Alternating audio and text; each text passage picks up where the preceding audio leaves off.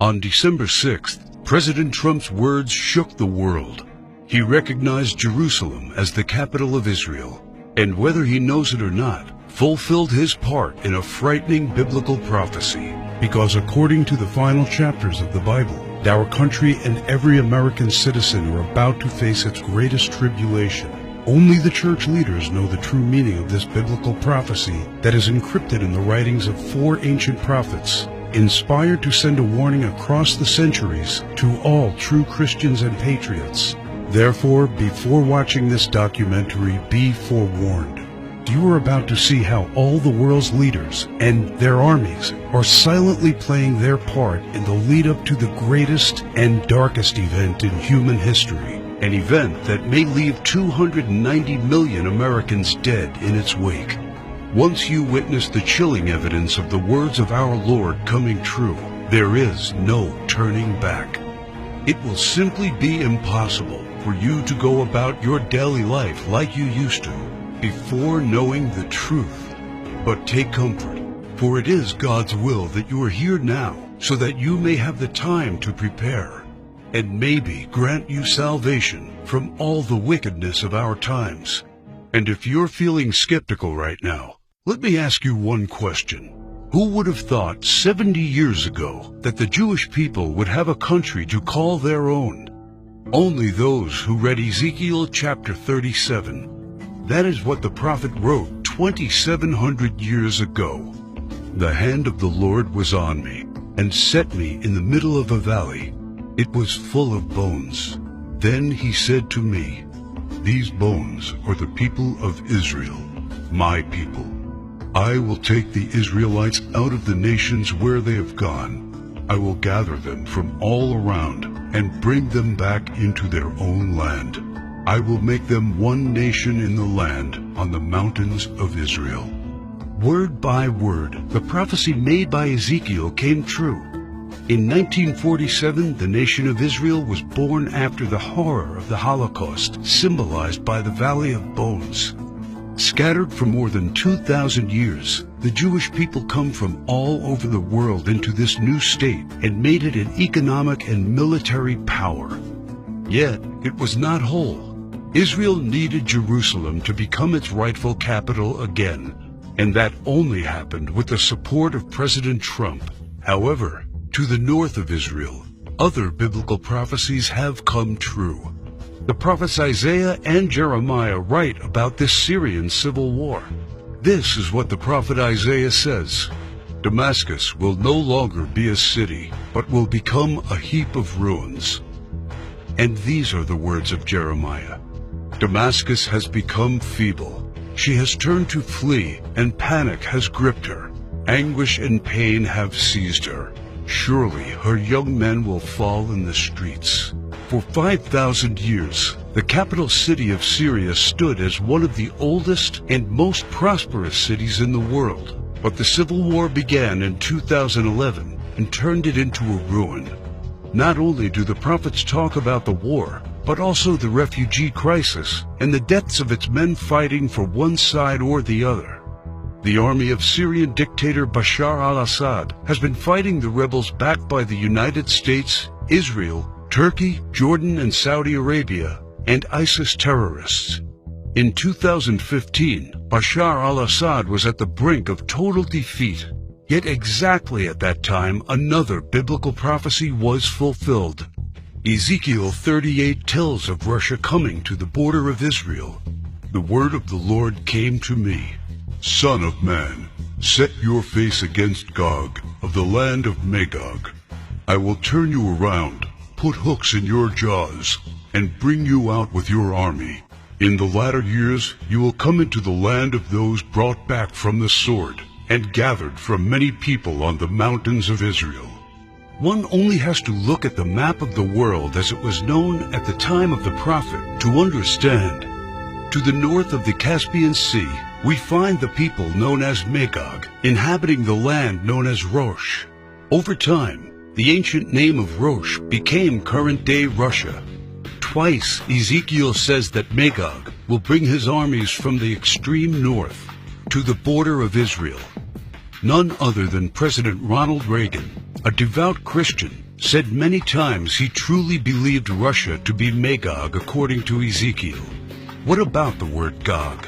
Bible scholars agree that the word Gog is not an actual name, but a title. He is the ruler of the land of Magog, like a king or a czar. Ezekiel clearly says that Russia will come to the mountains of Israel in the latter years. This happened in September 2015 and never before. For the first time in history, the Russian Army, Navy, and Air Force became involved in a war in the Middle East. According to Ezekiel, Magog's armies has several allies: Persia, Cush, and Gomer and Togarmah. Iran has been known as Persia for much of its history during the time of the prophets and beyond. Right now, Iranian troops are on the ground in Syria, fighting side by side with the Russians and the forces loyal to the regime of Bashar al-Assad. Put and Cush are the ancient names of Libya and Egypt. Egypt and Libya both suffered civil wars, and the new leadership is very friendly to the Russians. But the greatest surprise is the land known to Ezekiel as Gomer and Togarmah. The historian Flavius Josephus references Togarmah and Gomer as the people that lived on the territory of present-day Turkey. In fact, Turkish history books identify these tribes as living on their land at the time of the prophets. 3 years ago, Turkey was a strong NATO ally, but everything changed after the failed coup attempt in 2016. Now, Turkey has become increasingly hostile to NATO and the United States. It forced NATO to remove forces from its bases. It's buying weapons from Russia. It fully condemned the idea of Jerusalem becoming the capital of Israel. And in fact, right now, the Turkish army is in Syria, fighting to defeat the enemies of the Syrian dictator. The End Times Alliance, prophesied in the first verses of Ezekiel chapter 38, has already been formed. Never in the history of mankind has there been an alliance between Russia, Iran, and Turkey.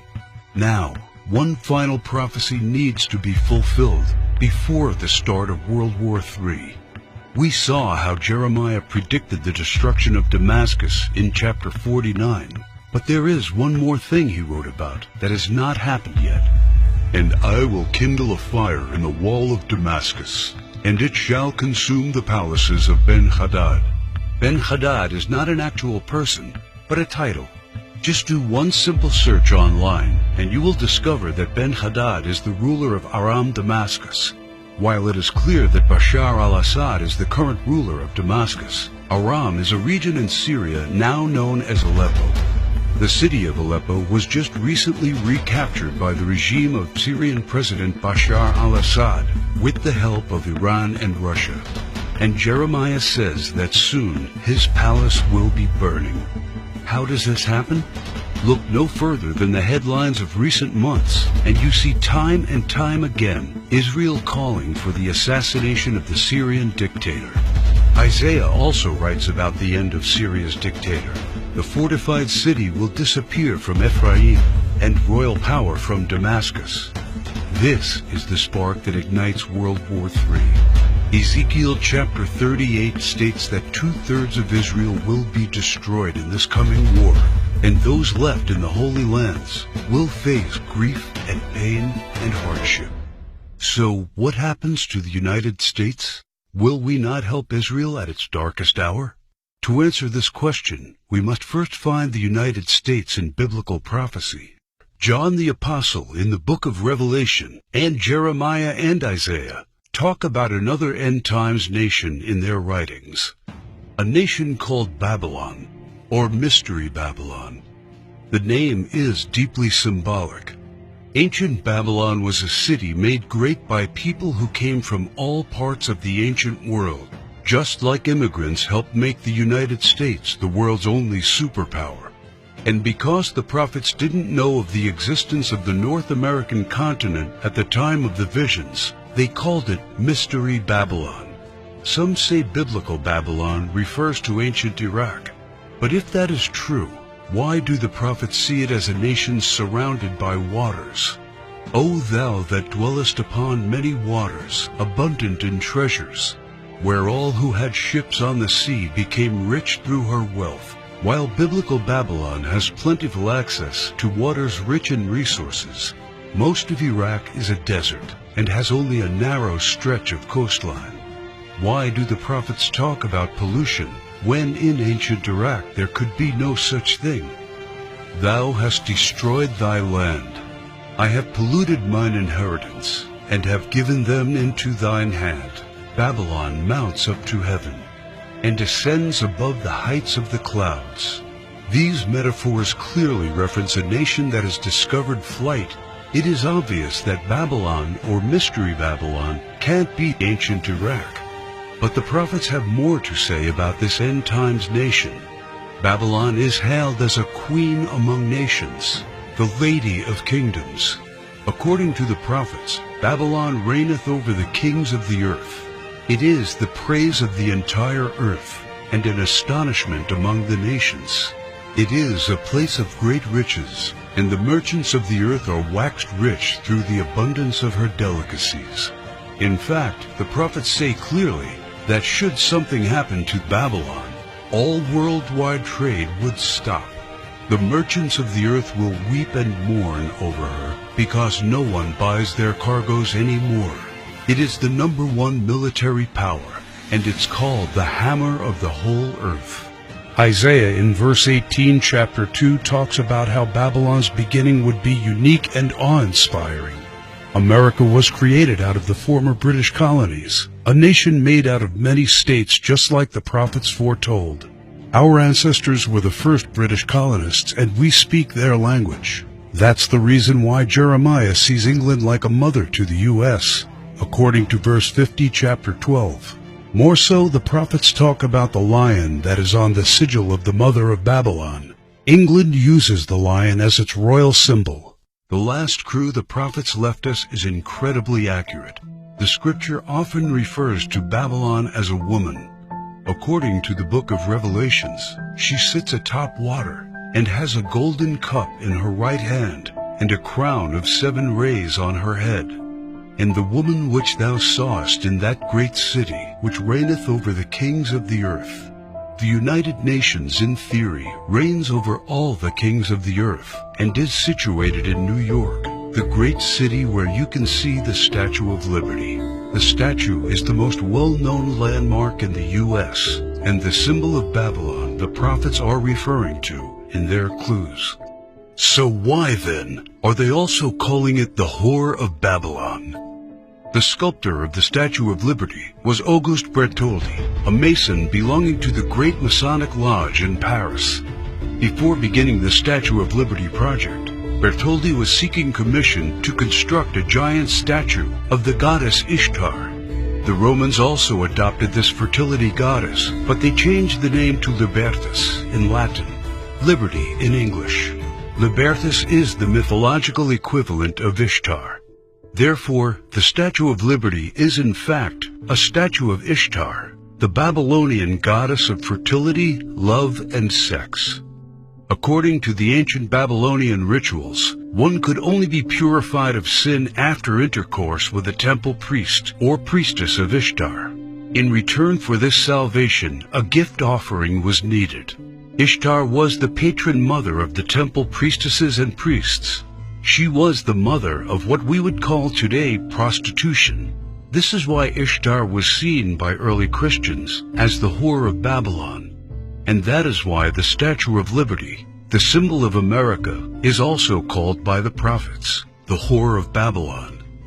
Do you think it is just a coincidence that the U.S., the home of the greatest and most famous statue of Ishtar, provides 65% of pornographic movies and adult entertainment to the world? Is it just another coincidence that this is the country where sexual liberation originated and spread to the rest of the world? It's not. It's just like the scriptures foretold. For all nations have drunk of the wine of the wrath of her fornication. The U.S. today has the most powerful economy and military, controls worldwide commerce, is proud and arrogant, has the most developed Air Force and space program, and it is the envy of the world. It houses the Whore of Babylon. It reigns over the kings of the earth. And unfortunately for every living American, It is Mystery Babylon. This is what the prophets say about the great enemy of Babylon. For out of the north there cometh up a nation against her, which shall make her land desolate. They come from a far country, from the end of heaven, and the weapons of his indignation to destroy the whole land. Remember which country the prophet said was from the north?